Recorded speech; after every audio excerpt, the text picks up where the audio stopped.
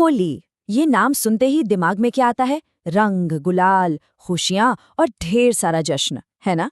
लेकिन सोचिए, अगर कोई ऐसी जगह हो जहां होली का मतलब ये सब नहीं बल्कि डर और मातम हो। जी हाँ, आज हम एक ऐसे ही गांव की कहानी जानने वाले हैं जहां होली का नाम सुनते ही लोगों के चेहरों पर रंग नहीं बल्कि खौफ छड़ जाता है। और ये कोई फिल्मी डायलॉग नहीं है। ये उस गांव के एक बुजुर्ग की सच्ची चेतावनी है। एक ऐसी चेतावनी जिसे अगर नजरअंदाज किया तो उसकी कीमत जान देकर चुकानी पड़ती है। तो चलिए मेरे साथ इस अजीब और डरावने रहस्य की एक एक परत खोलते हैं। देखिए, इस डर की जड़ें ना बहुत बहुत गहरी हैं। ये कहानी एक ऐसे गांव की है जहां होली का त्योहार कोई खुशी नहीं बल्कि एक श्राप बनकर आता है।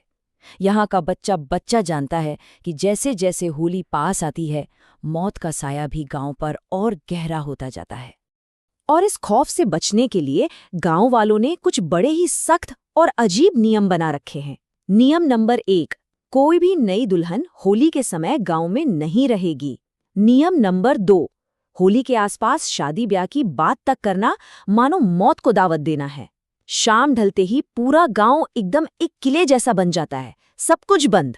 और हाँ, उस आत्मा का उसका तो नाम लेना तक मना है। तो सवाल यही उठता है कि आखिर इस डर की असली वजह है क्या? कौन है वो जिसकी नाम लेने भर से पूरा गांव कांप उठता है? चलिए पता लगाते हैं। हर कहानी में एक टर्निंग पॉइंट होता है ना? और इस कहानी में वो टर्निंग पॉइंट लेकर आते हैं सुप्रिया और गौरव। एक नया नवेला शादीशुदा जोड़ा। अपने प्यार का जश्न मनाने के लिए ये लोग इस गांव में आते हैं, इस बात से बिल्कुल अनजान कि वो सीधे मौत के मुंह में जा रहे हैं। तो हुआ यूं कि सुप्रिया अपनी बेस्ट फ्रेंड नंदिनी को एक सरप्राइज देना चाहती थी। उसने और गौरव ने भागकर शादी जो कर ली थी और सोचा था कि अपनी पहली होली नंदिनी के साथ मनाएंगे। लेकिन जैसे ही नंदिनी दरवाजा खोलती है और अपनी दोस्त सुप्रिया को नई नवेली दुल्हन के रूप में देखती है, उसके तो होश ही उड़ जाते हैं। उसके पैरों तले से जमीन खिसक जाती है और चेहरा डर से एकदम सफेद पड़ जाता है। इसके बाद नंदिनी के परिवार वाले कांपती हुई आवाज में उस खौफनाक सच से पर्दा उठाते हैं। वो बताते हैं कि इस गांव पर रूपा नाम की एक आत्मा का साया है। एक ऐसी आत्मा जो सालों से हर उस नई दुल्हन को अपना शिकार बनाती है, जो होली के दिन इस गांव में रुकने की जरा सी भी गलती कर दे, वो आत्मा उससे मार डालती है। ये सच सुनते ही गौरव और सुप्रिया के तो होश उड़ जाते हैं। वो फौरन वहां से निकलने की कोशिश करते हैं, लेकिन जैसे ही गौरव गाड़ी स्टार्ट करता है, वो एक झटके में बंद पड़ जाती है। कई बार कोशिश की पर गाड़ी टस से मस नहीं हुई, और ऊपर से होली की रात, डर के मारे कोई मैकेनिक घर से बाहर निकलने को भी तैयार नहीं। अब ये बात साफ हो चुकी थी कि वो फंस गए हैं। उन्हें वो रात उसी डरावने घर में गुजारनी पड़ेगी। और फिर वही हुआ जिसका सबको डर था। जैसे जैसे रात गहरी होती गई, उस श्राप ने अपना असर दिखाना शुरू कर दिया। उस रात जो कुछ भी हुआ, उसने ये साबित कर दिया कि गांव वालों का डर यूं ही नहीं था। आधी रात का वक्त था।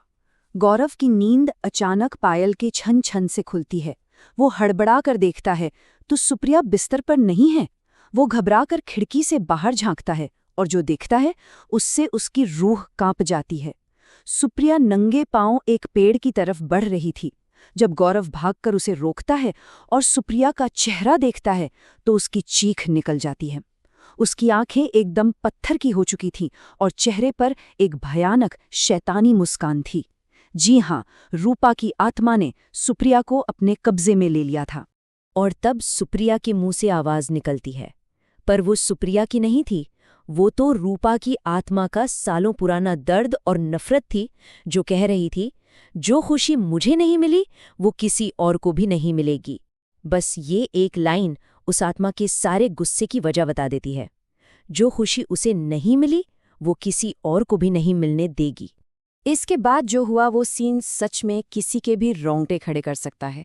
घबराए हुए लोगों में जैसे तैसे सुप्रिया को रस्सियों से बांधा, लेकिन उसने अपने ही नाखूनों से अपना चेहरा खुरचना शुरू कर दिया। फिर एक ऐसी ताकत जो किसी इंसान में हो ही नहीं सकती, उस ताकत से उसने सारी रस्सियां तोड़ डाली और किसी मकड़ी की तरह दीवार पर उल्टा चढ़ने लगी। ये सब देखकर वहां मौजूद हर एक इंसान की सांसें मानो थमसी गईं। और फिर, इससे पहले कि कोई कुछ भी समझ पाता या कर पाता, उस आत्मा ने सुप्रिया के ही हाथ से पास पड़ा एक धारदार हथियार उठाया और एक झटके में अपनी ही गर्दन पर वार कर दिया। सुप्रिया वहीं ढेर हो गई। श्राप एक बार फिर अपना काम कर चुका था।